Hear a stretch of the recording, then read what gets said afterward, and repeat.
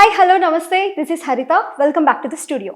ఈరోజు మనతో మగువ టీవీలో ఉన్నారు ప్రముఖ సైకాలజిస్ట్, మోటివేషన్ స్పీకర్, భారతీ సేవా సంస్థ చైర్మన్ అర్చన ఆచార్య గారు.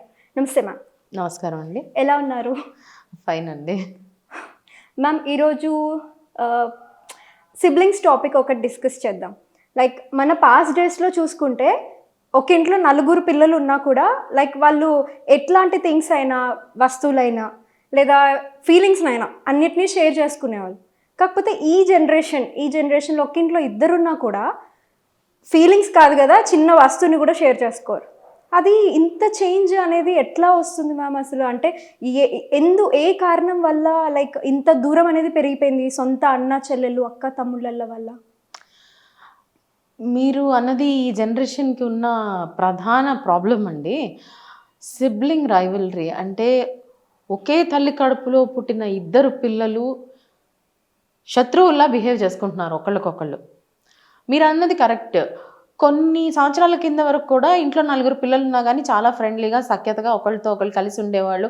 వస్తువులు షేర్ చేసుకునేవాళ్ళు. షేర్ సంగతి పక్కకు పెట్టండి. ఒక ఇంట్లో నలుగురు పిల్లలు ఉంటే పెద్దవాళ్ళకు ఉన్నది first hand, second hand, third hand అయ్యి దాన్ని అందరూ వాడుకునేవాళ్ళు. జనరల్గా అందరికన్నా చిన్నవాళ్ళకి ఏంటి అంటే పైన వాళ్ళ వస్తువులు పాస్ అయ్యేవి.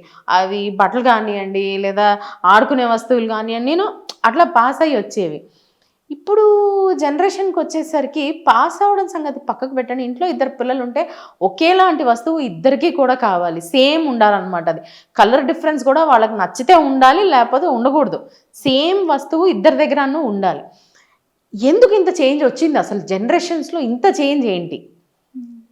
ముందు జనరేషన్లో పిల్లలకి మనం ఒక అడ్జస్ట్మెంట్ అనే ఒక ఫీలింగ్ ఉండేది. The something that was called adjustment which this generation lakhs. ఎందుకు అడ్జస్ట్మెంట్ వాళ్ళు చేసుకోలేకపోతున్నారు ఒకళ్ళతో ఒకళ్ళు? First and foremost reason parenting. అంటే ఒక టైంలో జాయింట్ ఫ్యామిలీస్ ఉండేవి. జాయింట్ ఫ్యామిలీస్లో పిల్లలు పుట్టడం అన్నది ఒక నిరంతర ప్రక్రియలాగా ఉండేది.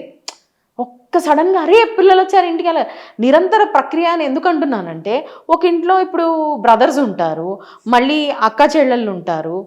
వీళ్ళందరికీ ఏంటి అంటే మన బ్రదర్ సిస్టర్స్ కాదు, మన నాన్నగారు వాళ్ళ బ్రదర్స్, వాళ్ళ పిల్లల families, they use to stay almost together. పక్కపక్కన ఉండేవాళ్ళు, లేకపోతే ఒకే ఇంట్లో ఉండేవాళ్ళు, లేకపోతే ఓ బిల్డింగ్లో పైన కింద ఇట్లా ప్రాపర్టీస్ పంచుకుని వాళ్ళు ఉండేవాళ్ళు. సో పిల్లలు పుట్టడము, చిన్నపిల్లలు ఇంట్లో ఉండడం అన్నది అదొక నిరంతర ప్రక్రియలాగా కొనసాగేది. ఎవరో ఒకళ్ళ ఇంట్లో పుడుతూనే ఉండేవాళ్ళు. అండ్ ఓల్డర్ జనరేషన్స్లో ఏంటి మనం చూస్తుంటాము, పెద్ద కూతురికి పుట్టిన ఫస్ట్ కొడుకు అమ్మకి అందరికన్నా లాస్ట్ కొడుకు ఆల్మోస్ట్ సేమ్ ఏజ్లో ఉండేవాళ్ళు.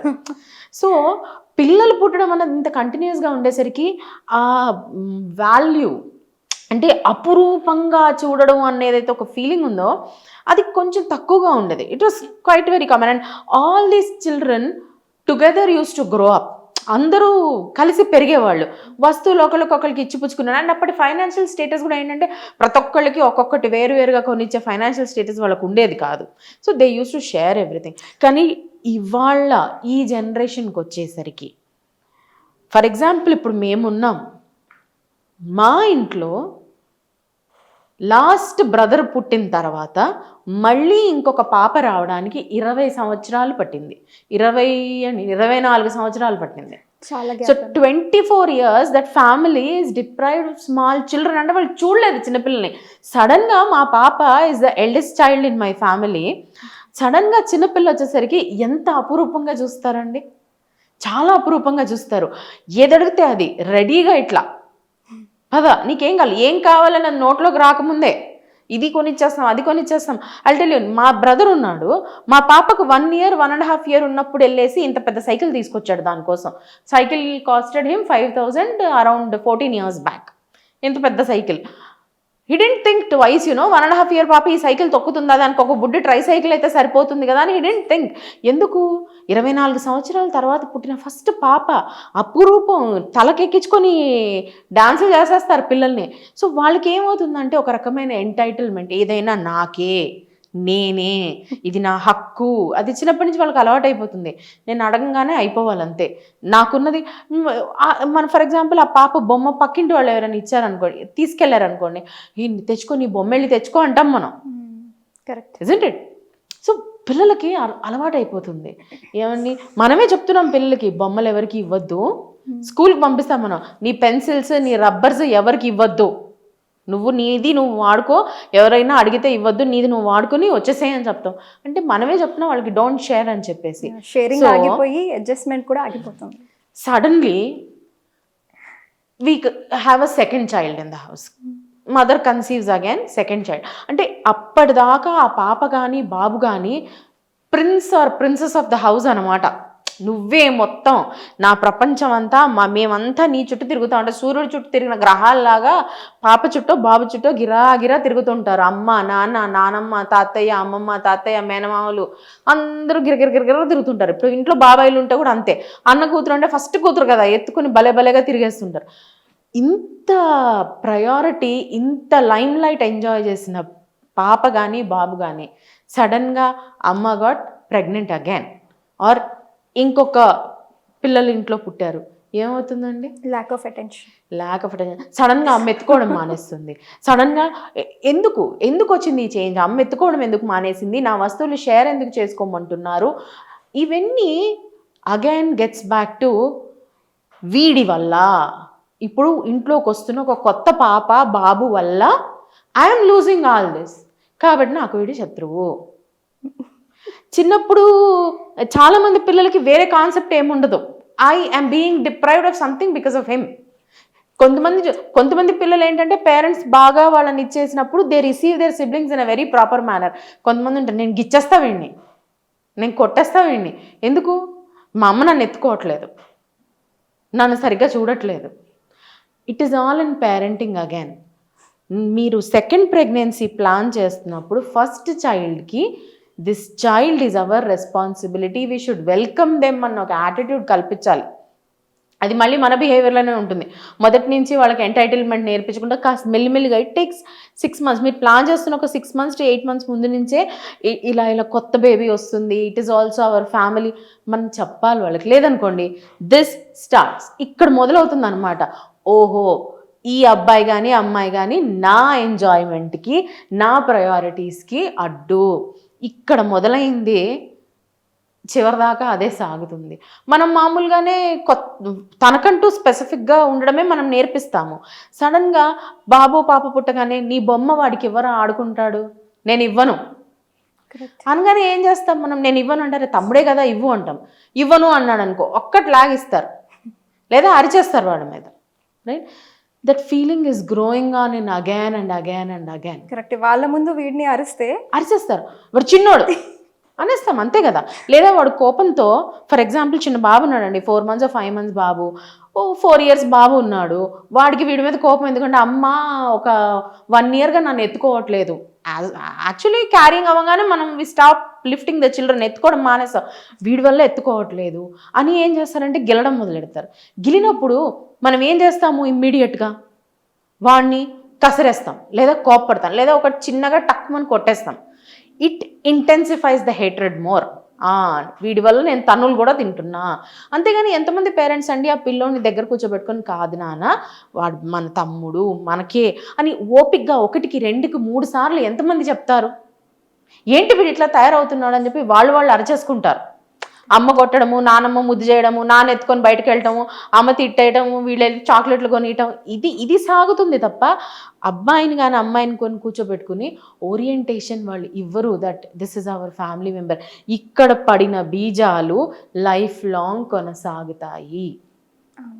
తిట్టుకోవడం దగ్గర నుంచి కొట్టుకోవడం, అక్కడ పేరెంట్స్ అక్కడే స్టార్ట్ చేయాలి. వీళ్ళని చిన్నప్పటి నుంచి ఫస్ట్ చైల్డ్కి ఆ రకమైన ఎంటైటిల్మెంట్ ఇవ్వడము, సెకండ్ చైల్డ్ని యాక్సెప్ట్ చేసే ఎన్విరాన్మెంట్ కల్పించకపోవడము, లేదా సెకండ్ చైల్డ్ కూడా మన ఫ్యామిలీ మెంబర్ అని స్లోగా ఇంట్రొడ్యూస్ చేయకపోవడము.